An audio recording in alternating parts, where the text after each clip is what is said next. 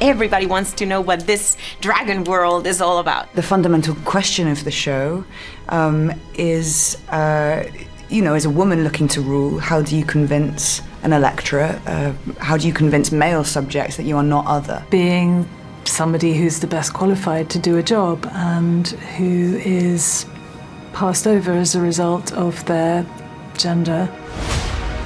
How do you think your story, both of your stories, resonate with people today? I think the fact that we're on a show that is interrogating patriarchy, women and power is probably why we're both here. How do you break open those prejudicial labels with women in this world are possibly perfect for leadership? How you can sort of navigate that world in a way that is graceful and positive without holding the huge pain and hurt of this dagger that was placed in you, without becoming bitter or resentful. And I think that's the tension, right? That's the tension of the show. And balancing the insecurities of the powerful men around us at all times. Exactly that. Just constantly trying to gauge the temperature. And we do that all the time.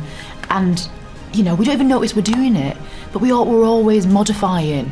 And I think this show explores that perfectly, actually. And does it from the woman's perspective. Do you think the Ram will ever accept me as their queen? A woman would not inherit the Iron Throne. Because that is the order of things. He seems like such a nice guy and a family guy and all that, but does that make him a good king? Yeah, he is a good king.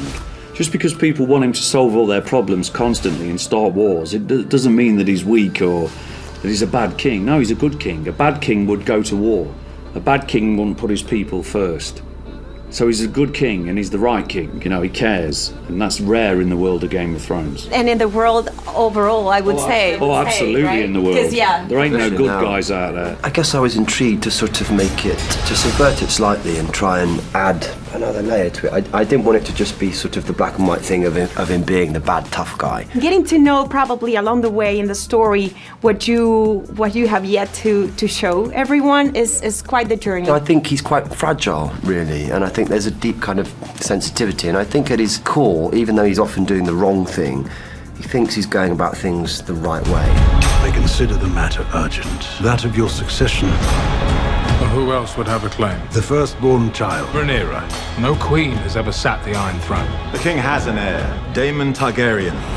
I will not be made to choose between my brother and my daughter. What was the most exciting thing about playing here? Because I'm sure that you guys are amazed by getting to know these characters as the story develops, right? Yeah. The most exciting thing about playing her, I got to learn so many new skills, which is always very exciting. Got to learn how to horseback ride. We both got to learn how to ride a horse. Got to ride a dragon. Got to learn a new language. It was just. I mean, you just can't stop pinching yourself while the whole thing's happening.